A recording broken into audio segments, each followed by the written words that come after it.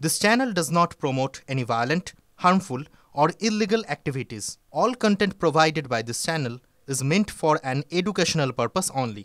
Top quality और consistent performance के लिए सिर्फ सिल्वर पंप नाम याद रखना। কোহলিকে বুকে জড়িয়ে ধরার আনন্দে উচ্ছ্বাসে ঋতুপর্ণ এখনো ভাসলেও পুলিশের দায়ের করা মামলা নিয়ে দুশ্চিন্তায় পাখিরা পরিবারের ঘুম ছুটেছে।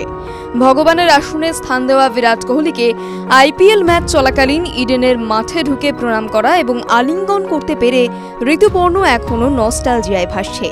ছেলে নস্টালজিয়ায় ভাসলেও সেই পথের পথিক হতে পারেননি ঋতুপর্ণর বাবা ও দিদিরা। পুলিশের দায়ের করা মামলায় জামিন মিললেও আদালত পরবর্তীতে কি পদক্ষেপ নেবে তা ভেবেই তারা এখন দুশ্চিন্তাগ্রস্ত হয়ে পড়েছেন।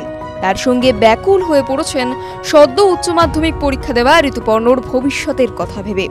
7টাতে স্যার স্পর্শ করেছিলেন, স্যার আমাকে জড়িয়ে ধরেছিলেন। তো এই জামাটার মূল্য পৃথিবীর সর্বশ্রেষ্ঠ আমার কাছে। কি কারণ, মানে তোমার কাছে এটা এত এত সম্মান জানাচ্ছ তোমার এই শার্টটা? ভগবান স্পর্শ করেছেন এই শার্টটাতে, তো এই শার্টটা আমি ফ্রেম করে রাখবো। তোমাকে যদি এখন কেউ কোটি কোটি টাকা দাম দেয় এই শার্টটার জন্য, তাও আমি দেবো না। ভগবান স্পর্শ করেছে এই শার্ট, আমি কোনোদিন দেবো না। টাকার মূল্য ওর সাথে আসবেই না এটা। তো আমিও স্যারের মতো বড় ক্রিকেটার হতে চাই, ক্রিকেটার হয়ে তারপরেই স্যারের সাথে আমি দেখা করতে চাই। তোমার এখন প্রশিক্ষণ কোথায় নিচ্ছ? প্রশিক্ষণ গত 1.5 বছর ধরে তো আমি এখন অফ রেখেছিলাম ওই এইচএস পরীক্ষার জন্য। তো কলকাতা বেলেঘাটা এবং জামালপুর নেতাজি অ্যাথলেটিক্স ক্লাবেই জয়েন করছি সামনের সপ্তাহ থেকে।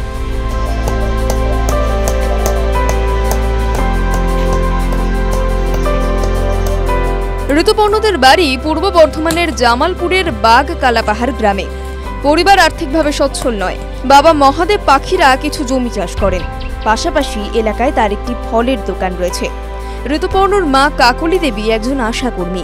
ও যে কাজটা করেছে তো খুবই ভুল, মানে সেটা যেন তাড়াতাড়ি মামলা বা নিষ্পত্তি হয়ে যায়, এটাই আমি সকলের কাছে চাইব, মানে বিচারক বা পুলিশ কর্তৃপক্ষের কাছে এটাই চাইব। আর কি চাইব? আর ও ওইভাবে যাওয়াটা তো উচিত না। সবাই ভাবলেও যে এটা ভালো কাজ করেছে, কিন্তু এটা ভালো কাজ নয়।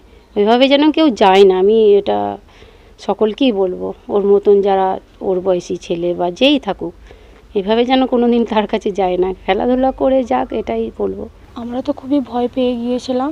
আমি আর দিদি একা জানতাম রাতের বেলা, আমরা কেউই ঘুমোতে পারিনি যে ভাই এরকম করেছে, কোথায় আছে, এবার খোঁজও পাচ্ছিলাম না, ফোনটা সুইচ অফ ছিল।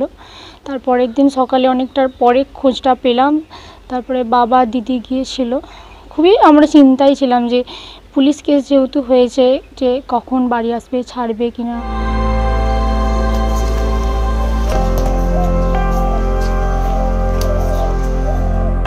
TV9 Bangla digital.